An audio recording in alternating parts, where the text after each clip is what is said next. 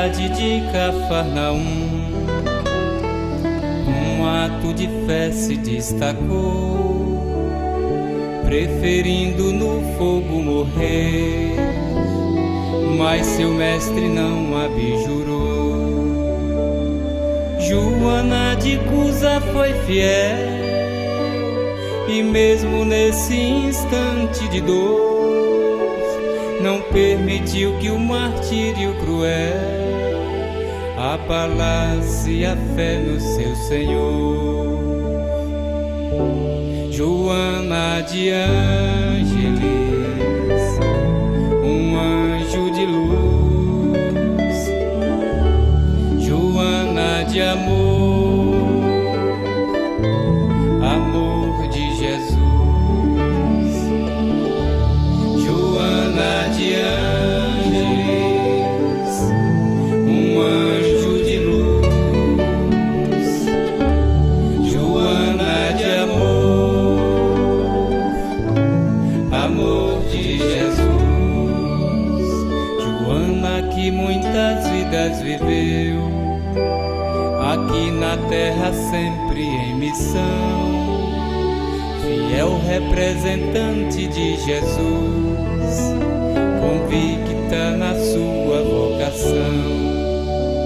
E foi como Clara de Assis, uma das suas reencarnações, vivendo pra Jesus Cristo servir, dedica-se humilde à missão.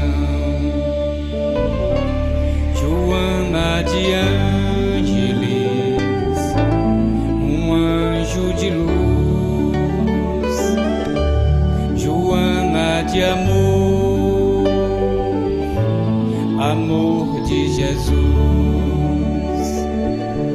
Joana de Ângeles, um anjo de luz, Joana de amor, amor de Jesus. Como sorou Joana Inês numa outra reencarnação, belos poemas escreveu e também compôs lindas canções. Mas aí também se dedicou, socorrendo os enfermos, seus irmãos. Foi tanto que assim desencarnou, contagiada pela mesma infecção. Joana de Ângeles, um anjo de luz, Joana de amor, amor de Jesus. Joana de Ângeles, um anjo de luz, Joana de amor, amor de Jesus. Como Joana Angélica de Jesus, nasceu na cidade do Salvador, pra cumprir sua santa missão, no convento da Lapa ingressou. E foi grande sua dedicação, atuando com bravura e amor, e em meio de uma revolução, a baioneta o seu peito traspassou. Joana de Ângeles, um anjo de luz, Joana de amor, amor de Jesus. Joana de Ângeles, um anjo de luz, Joana de amor, amor de Jesus. E hoje continua a trabalhar lá do plano espiritual, com sua mensagem de amor, nos ajudando a vencer o mal. Joana de Ângeles de Deus, venha nossas dores aplacar, nobre mensageira de Jesus, farol constante a iluminar. Joana de Ângeles, um anjo de luz, Joana de amor, amor de Jesus. Joana de Ângeles, um anjo de luz, Joana de amor, amor de Jesus.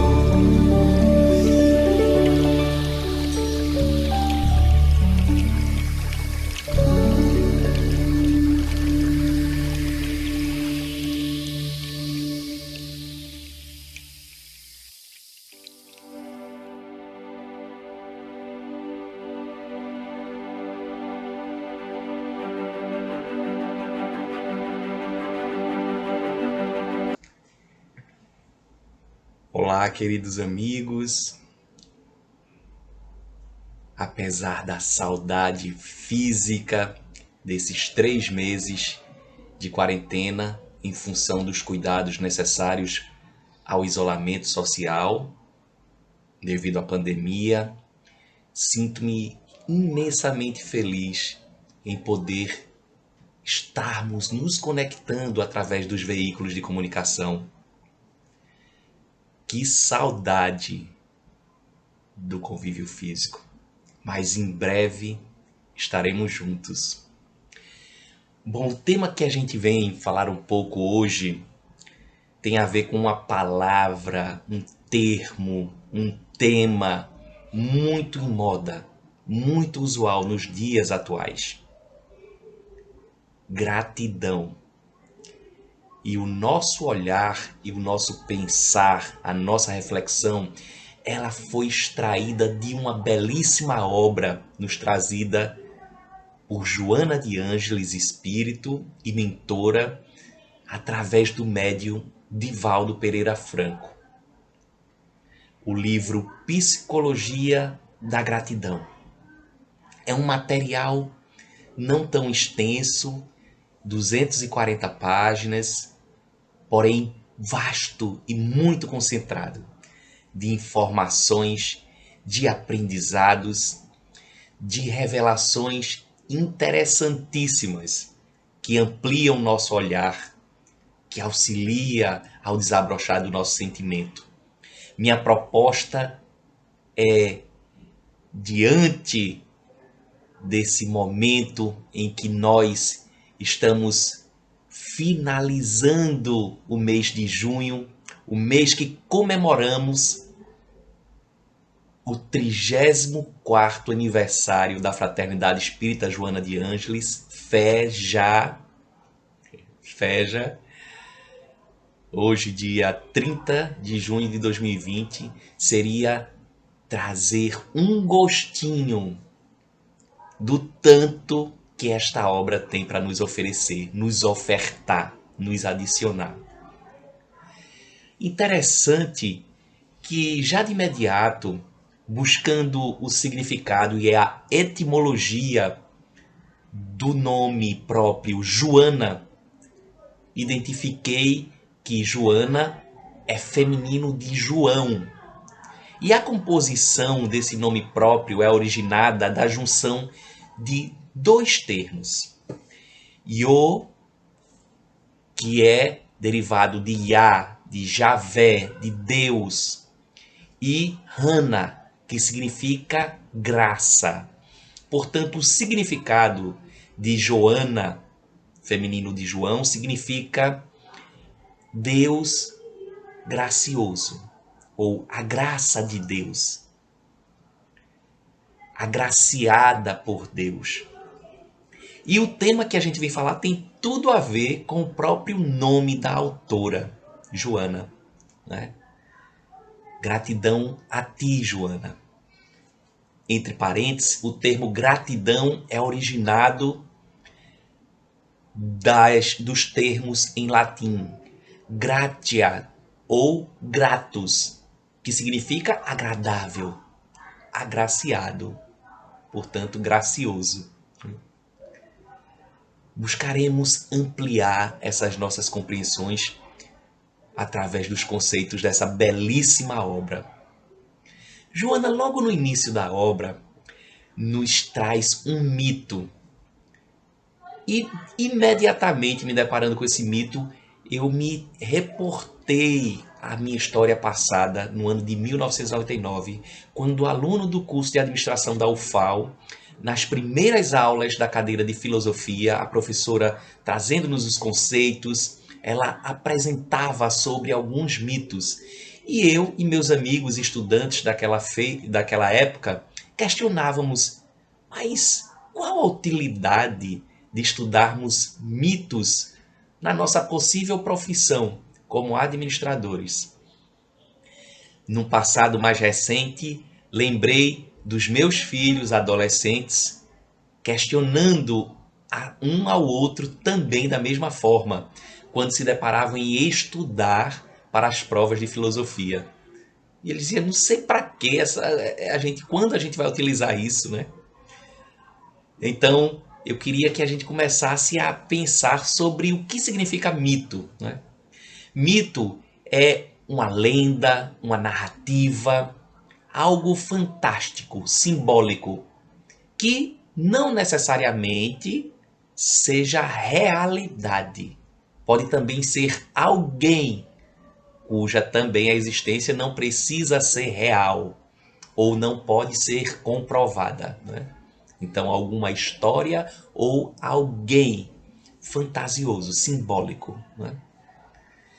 Sempre os mitos fizeram parte do inconsciente coletivo de nossas sociedades, ao longo de nossas histórias.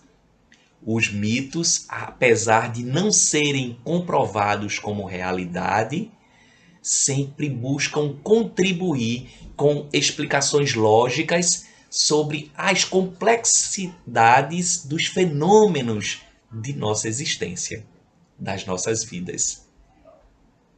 Joana vem esclarecendo-nos que todos os grandes mestres, inclusive o próprio Cristo Jesus, utilizou desse artifício das ditas na descrição das histórias tão conhecidas do mesmo, das ditas parábolas, né?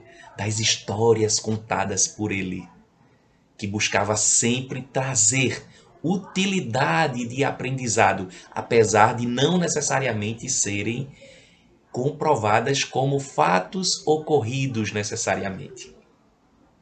A mitologia, portanto, torna-se a psicologia, o estudo da mente, da alma, essencial, que há de contribuir ao despertamento de nós quanto indivíduos, em favor da nossa renovação interior, onde nós percebemos, analisamos, avaliamos e reavaliamos os nossos conceitos, as nossas propostas, os nossos próprios comportamentos.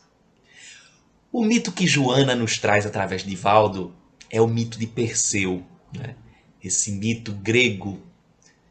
Aí eu fui buscar o significado, a origem, a etimologia do nome Perseu. Encontrei que Perseu significa fogo ou filho do fogo.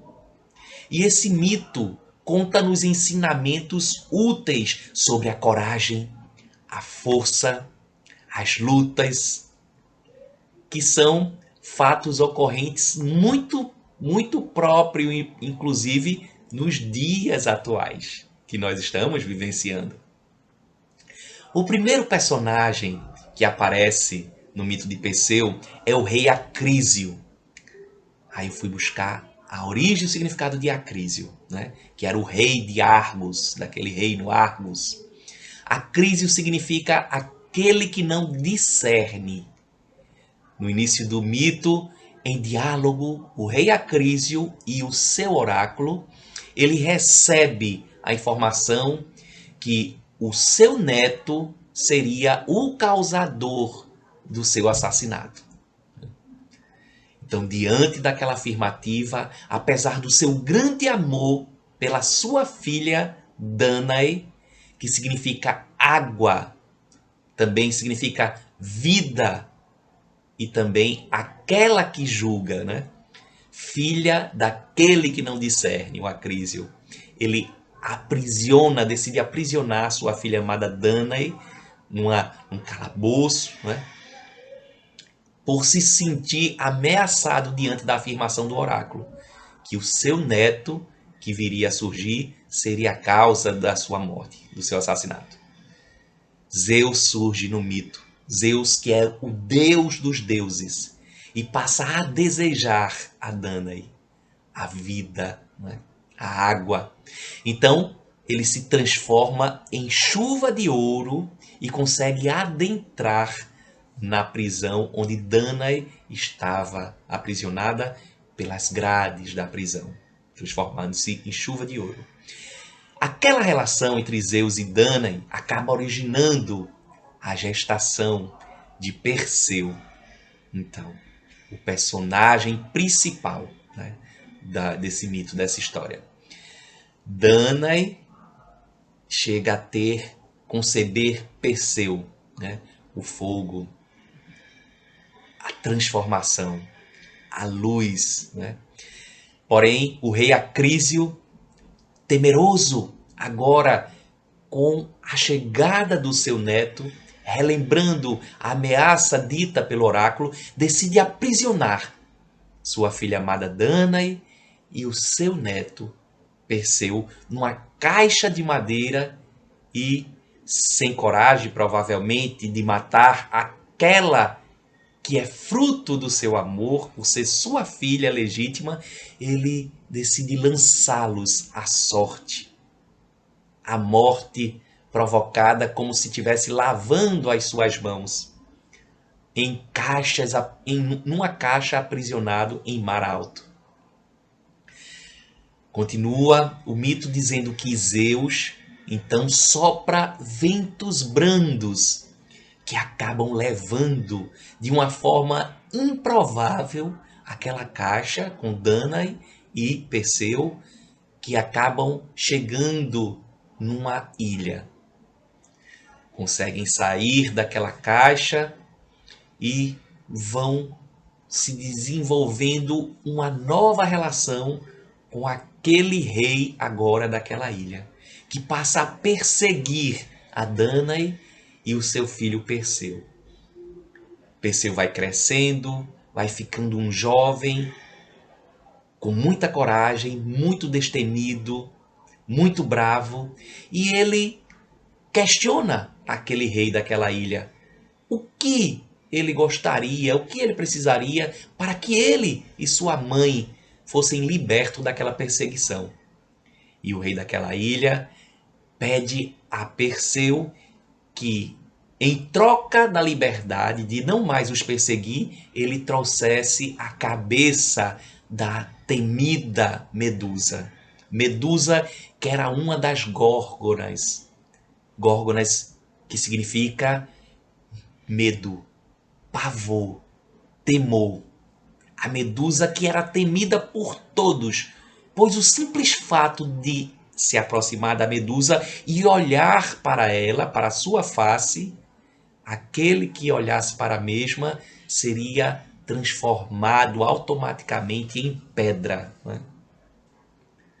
Assim como o medo que o rei daquela ilha também trazia consigo. Continua o mito dizendo então que Zeus, que significa amor, convoca deuses a fim de auxiliar Perseu nesse desafio tão duro que se deparava. Surge o deus Hades, que é o rei do mundo subterrâneo, o rei do mundo invisível, e presentei a Perseu com um capacete invisível. Em seguida, surge o deus Hermes, que significa mensageiro, e presentei a Perseu com sandálias aladas, capazes de possibilitar o transporte de Perseu até o destino traçado pelo mesmo. Surge a deusa Atena, que é a deusa das habilidades, das capacidades, e presentei a Perseu com 2 presentes: uma espada, que simboliza o desbravar, o abrir caminho, o embate, mas também um escudo polido, numa superfície espelhada, da qual possibilitava que ele olhasse o seu próprio reflexo, inclusive através daquele instrumento, daquela ferramenta de defesa. Perseu, então,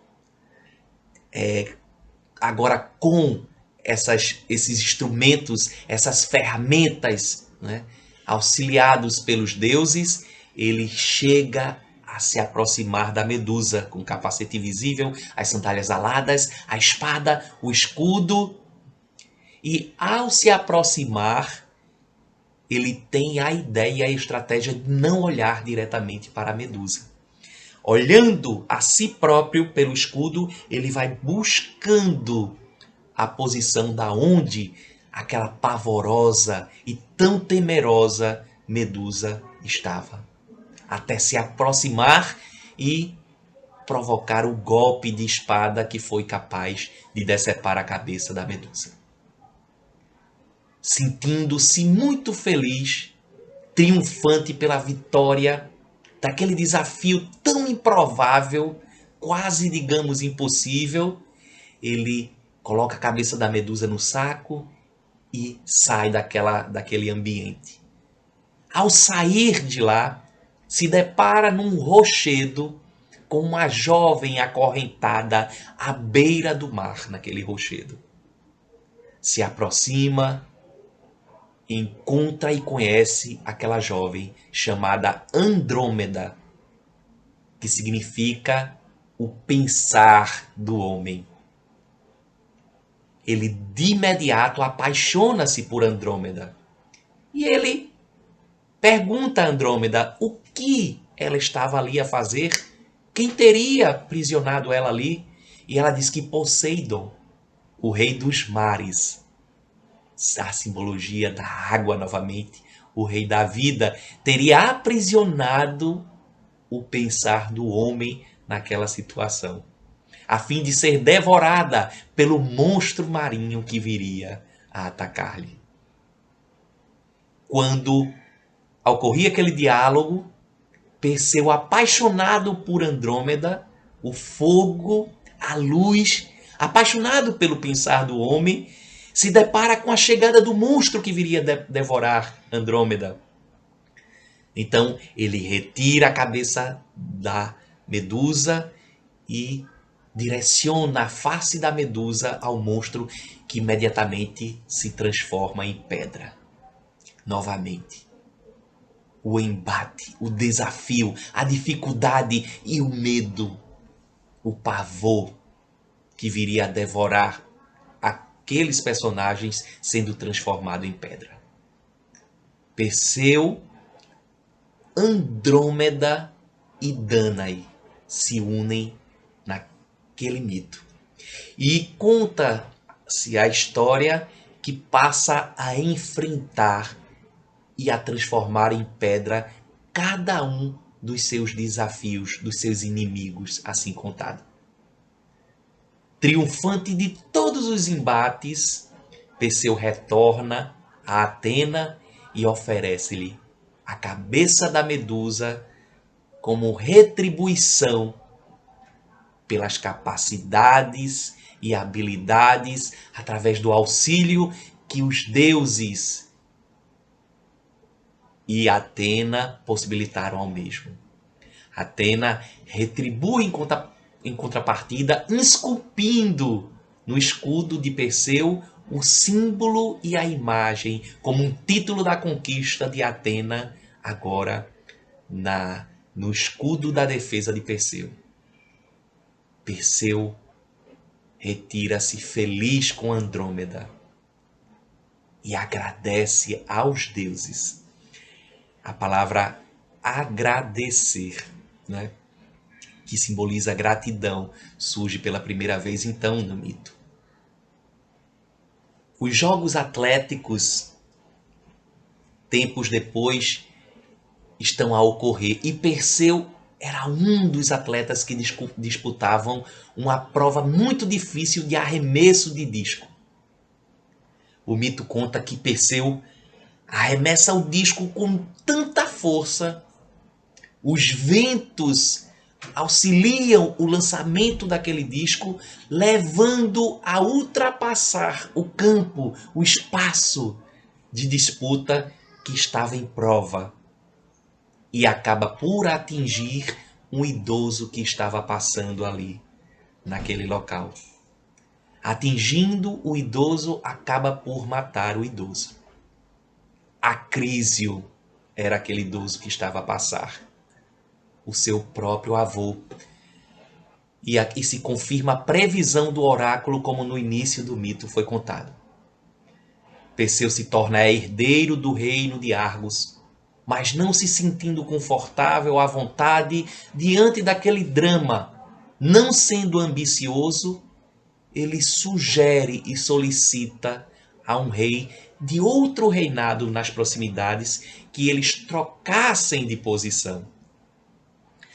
Para que o outro rei aceitasse essa troca de reinados, muito provavelmente o outro reinado não era tão favorecido, privilegiado quanto o reinado de Argos, pois de outra forma, muito provavelmente o outro rei não teria aceito trocar de posição, né? Trocar de reinado.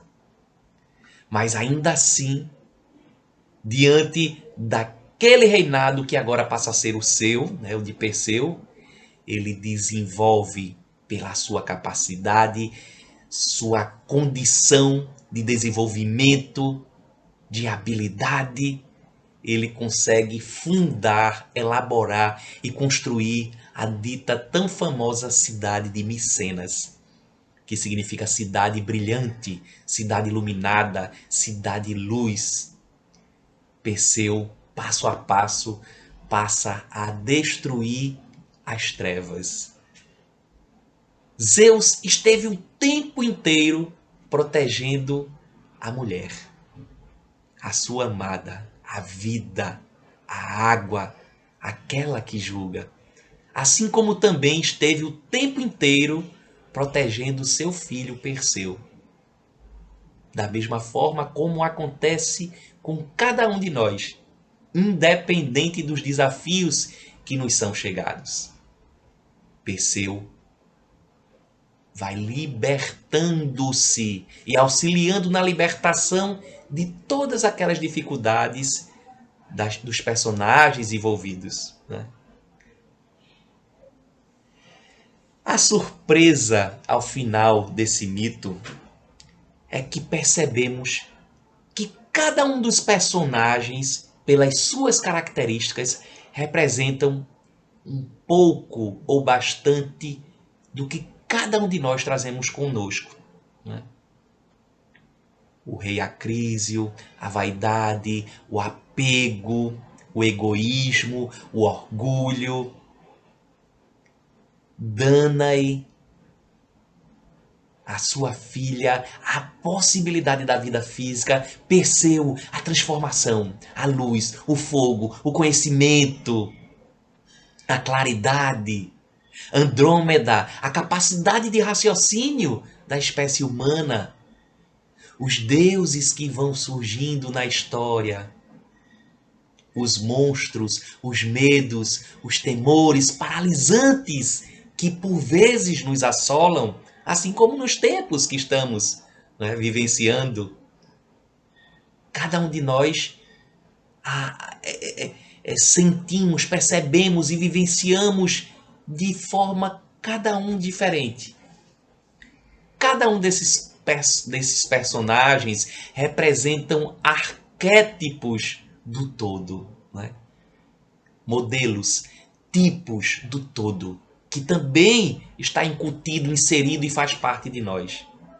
A generosidade posta no mito onde Perseu devolve os presentes aos deuses. A retribuição, a forma de agradecer, o olhar de compaixão, de tornar-se comum aos sofrimentos, de compreender a dor e as necessidades de si próprio e dos outros envolvidos. A renúncia pelo mesmo da posição de vulnerabilidade. Deixar a posição de coitadinho de mim e abraçar as oportunidades do enfrentamento dos desafios que estão inseridos em nós. Onde temos cada vez mais a clareza da necessidade de vencermos os embates dos nossos próprios medos, equívocos, imperfeições, dos nossos vícios, das nossas paixões existenciais. Eliminarmos as medusas dos nossos íntimos. Até quando o medo já não mais haverá de nos afligir, de nos assustar, de nos amedrontar. Livres, portanto, do ressentimento ou do sentimento de vingança, de perdoarmos a nós próprios, assim como compreendermos, permitirmos e vivenciarmos o perdão de qualquer ressentimento passado por algo que tenha acontecido contra nós. É uma conquista da realidade mais ampla.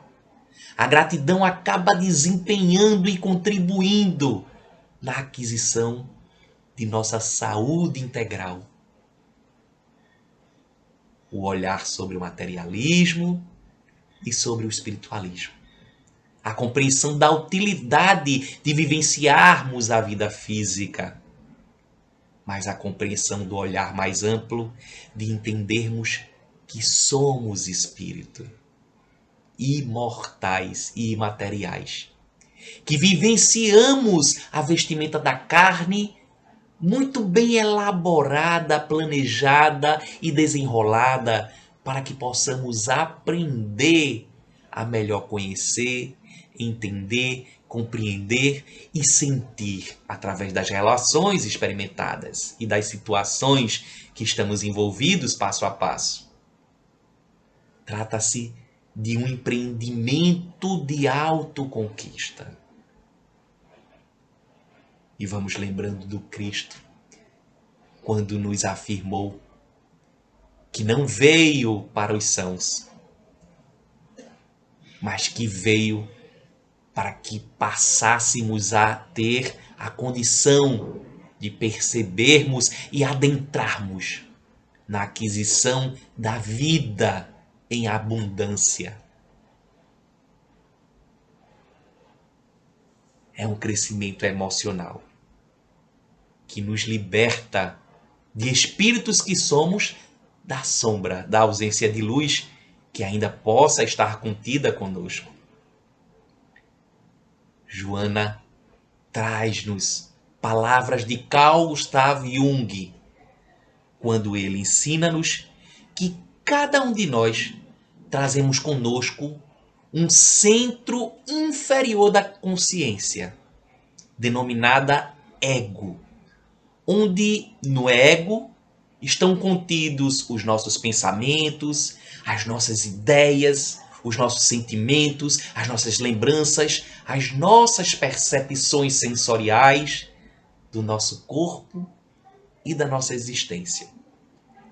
A função do ego é de aceitação, de seleção e controle dos nossos desejos, das nossas exigências, das nossas necessidades. Porém, cada um de nós também trazemos conosco o nosso self, que é o principal arquétipo humano, de qual nós trazemos em nós mesmos a capacidade que somos atraídos, inclinados sobre todo o potencial do qual estamos destinados a ser. E hoje, quais leituras fazemos sobre essa situação da pandemia que assola, que chegou nos nossos tempos, em nosso planeta? As leituras superficiais, onde de primeiro momento a grande maioria de nós, desesperados, aflitos, irritados, inquietos, temerosos, reagimos através de uma compra compulsiva de alimentos, de produtos de limpezas que pudessem ser ameaças por faltarem ao nosso consumo, muitas vezes provocando falta àqueles que estão a precisar, inclusive quanto aos medicamentos, né? Aos materiais de EPI. O passo posterior, o passo seguinte, seria uma leitura da situação mais exploratória. Depois daquele estado de perturbação, começamos a perceber que, apesar de termos controlado e planejado as nossas vidas, nem tudo está como num boneco de marionete, controlado pelos nossos comandos, né? As coisas também vão acontecendo, se desenrolando, e o equilíbrio passa a ser percebido e enxergado ao passo do tempo, dando vez da perturbação ao pensamento, o raciocínio do equilíbrio. A gente percebe que estamos no mesmo barco, mas cada um de nós percebendo, compreendendo e aproveitando das formas diferentes. Agora, trazendo sobre o que está acontecendo, por que aconteceu, e numa leitura mais aprofundada, passamos a perceber, a compreender o propósito de tudo aquilo que acontece e que estamos envolvidos e inseridos. Para que isso ocorre? Qual a utilidade de tudo isso? E numa visão bem clara, a gente percebe que diante desses tempos novos, desse grande desafio que nos chega, nós nunca percebemos tanta prática e atitude de solidariedade como percebemos nos tempos atuais. Olha, um fator tão positivo. Entendemos o que gostaríamos que nos acontecesse. Entendermos o que poderíamos ser e fazer a fim de contribuir no auxílio mútuo das relações que experimentamos. E olhar com gratidão tudo que nos ocorre.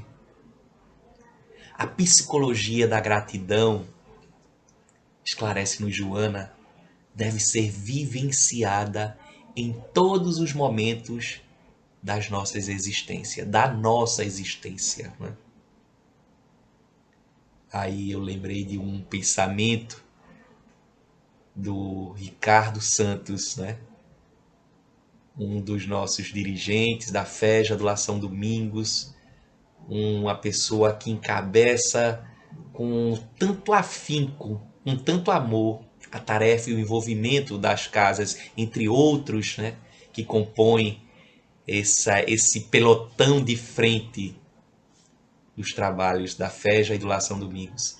Quando ele ensinou-nos dizendo que cada um de nós haveremos de um dia, em determinado momento, percebermos e não mais evitarmos essa atração, esse deparar-se sobre essa grande utilidade e grande aproveitamento de entendermos e passarmos a ser graça agindo, ação de graça, gratuitude,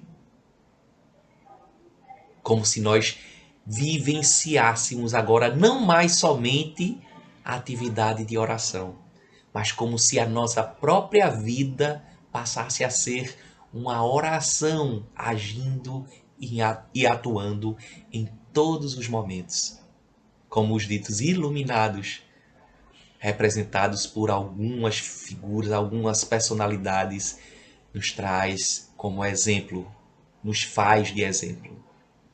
A gratidão é filha do amadurecimento psicológico, que há de enriquecer de paz e de alegria a todos que passemos a cultivar a mesma. Aí eu lembro daquele pensamento, né? Quando o evangelho e quando a compreensão da doutrina nos chega, geralmente nos maravilhamos. Quando damos condição, abertura para, de fato, percebermos, deixarmos ser tocados pela mesma. Nos maravilhamos, né? Pela mesma. Porque é muito convincente, lógico, satisfatório, quanto nos preenche, né?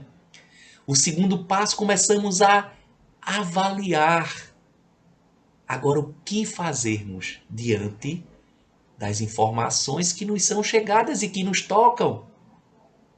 Porém, o passo mais adiante, o terceiro passo, é passarmos a deixar fluir de dentro de nós para o meio, para os outros, irradiarmos esse sentimento e essa capacidade de compreensão de nós para os outros, para o meio. Lembrando do belíssimo caso, do fato do século XIII, Francisco de Assis,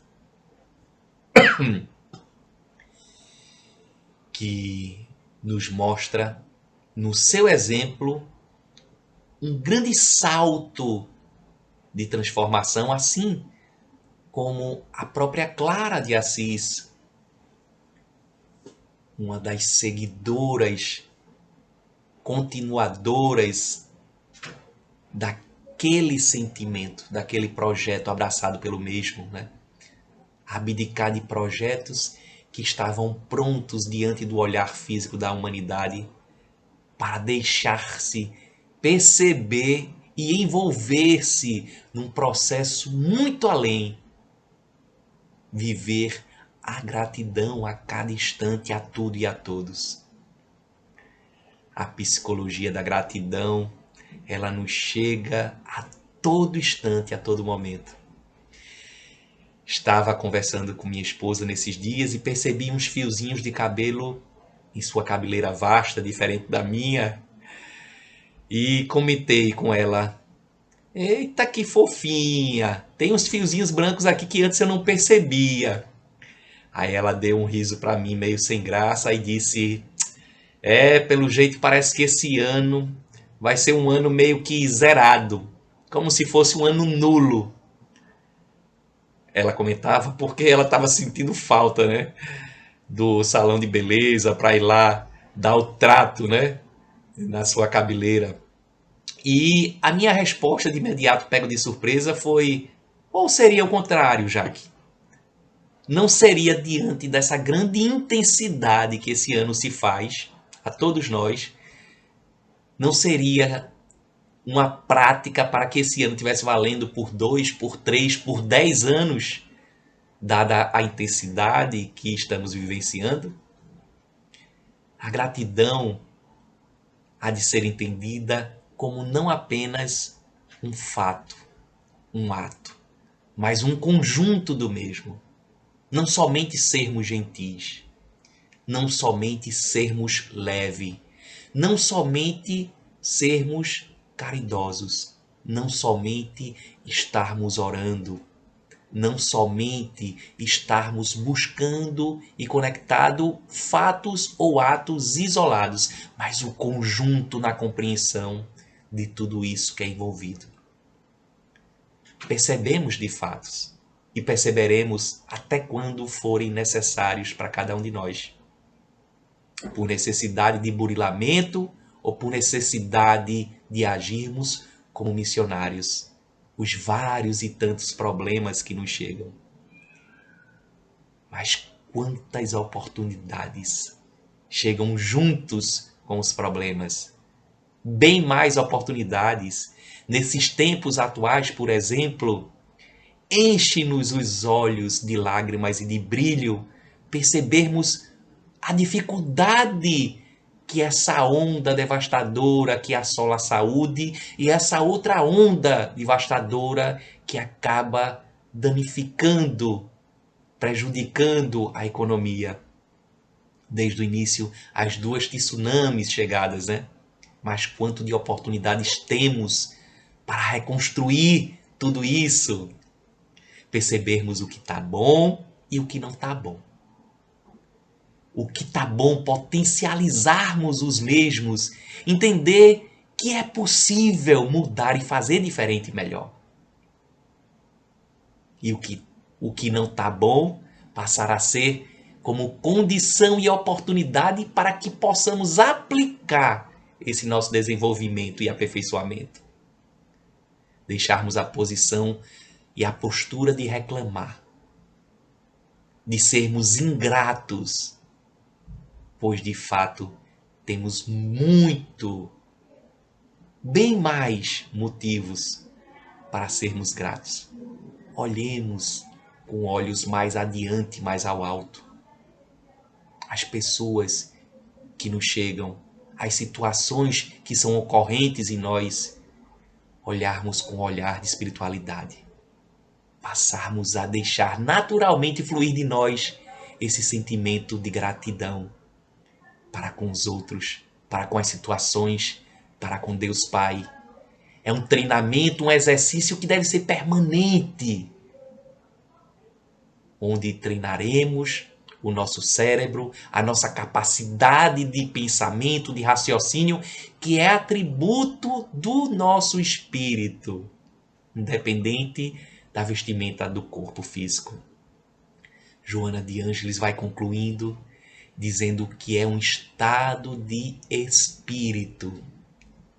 A graça, a gratuitude, a ação, a prática da gratidão. E aí a gente vai lembrando de Jesus Cristo, dizendo-nos que o reino dos céus, ou o reino de Deus, não está condicionado a um tempo, a um meio, a outrem, a qualquer que seja a circunstância, mas é um estado de espírito alcançado interiormente como possibilidade real diante de cada um de nós. O reino dos céus, o reino de Deus, a felicidade está dentro de cada um de nós. E aí vem minha lembrança, aquele livro tão famoso de Antoine Saint-Exupéry, O Pequeno Príncipe. Quando ele, em diálogo e encontro com a raposa, ele chama a raposa para brincar. E a raposa responde ao mesmo: não, eu não posso. Você tem que me cativar. E ele pergunta: o que é cativar? E a raposa responde: cativar é criar laços. O tempo inteiro, queridos amigos e irmãos, estamos tendo essa belíssima oportunidade de criarmos laços mutuamente entre nós. O essencial, que muitas vezes, de forma equivocada, parece estar condicionado à nossa vida física, ele se desmorona, porque assim como percebemos a necessidade de nos cativarmos mutuamente, percebemos também que o essencial, ele está invisível aos nossos olhos físicos. E continua a raposa a dizer ao pequeno príncipe: se conseguires me cativar, a minha vida passará a ser vivenciada, preenchida, como que cheia do sol. Gratidão, queridos amigos. Gratidão, Feja, pelos 34 anos. Gratidão, lá São Domingos, pelos 100 anos de existência.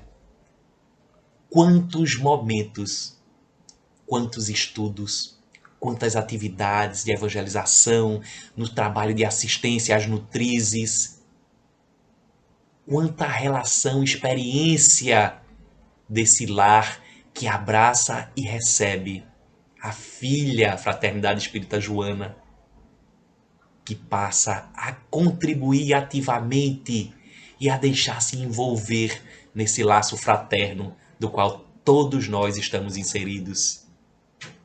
Quantos aprendizados, quantas relações.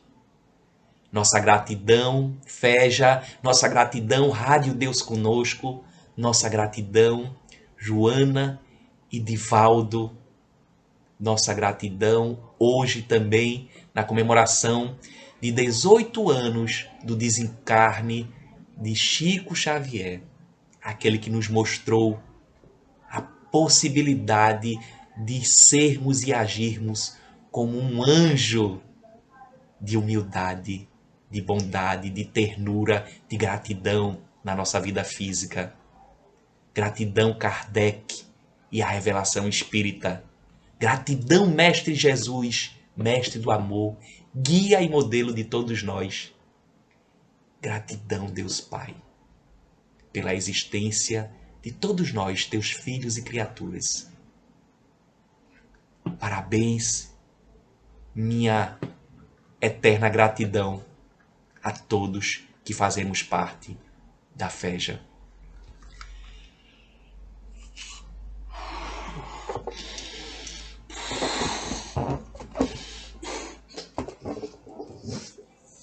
Gratidão.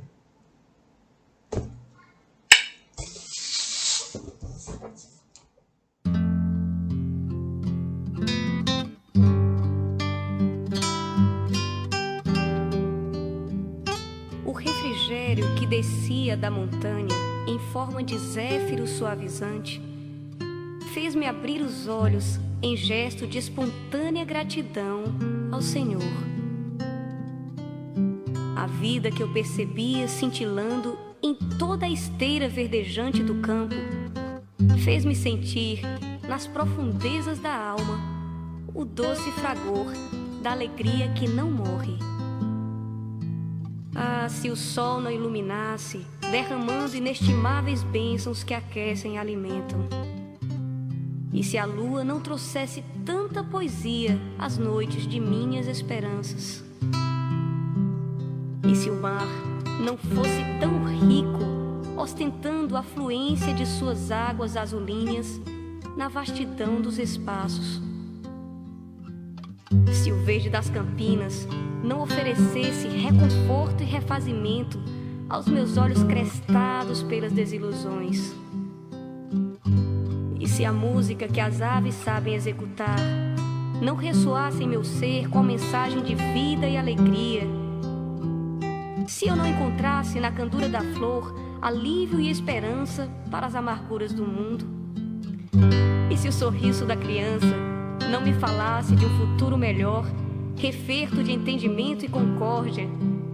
E se eu, finalmente, não percebesse nos horizontes da própria alma a aurora da imortalidade venturosa, talvez, ainda assim, não duvidasse de tua existência, meu Senhor.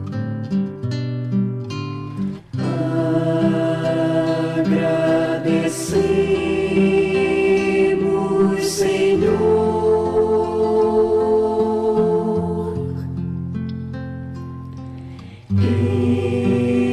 estes momentos de paz,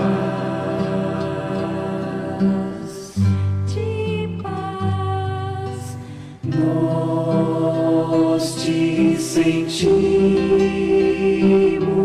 aqui.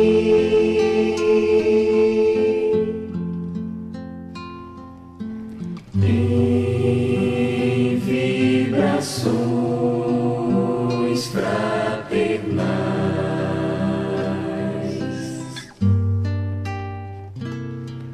na estrada da vida, conduz-nos ao bem, na alegria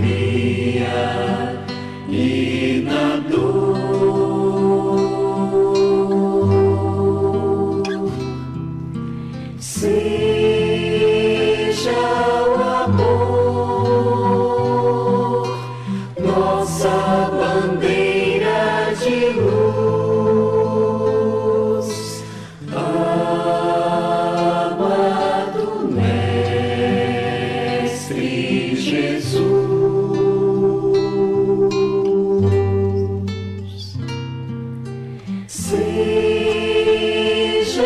o amor nossa bandeira de luz,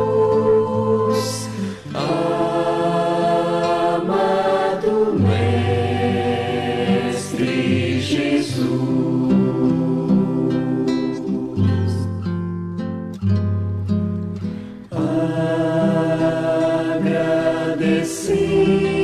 Agradecemos, Senhor,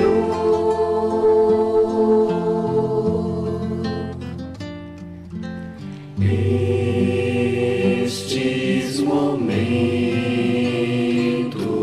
de paz.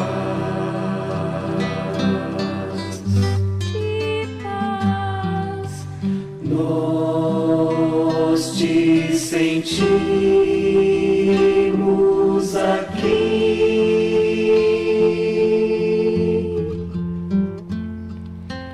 em vibrações fraternais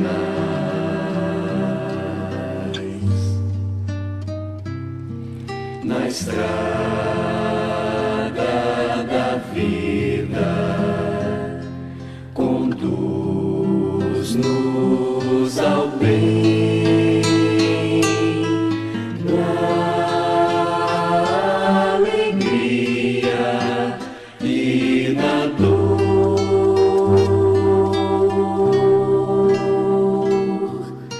Seja o amor nossa bandeira de luz,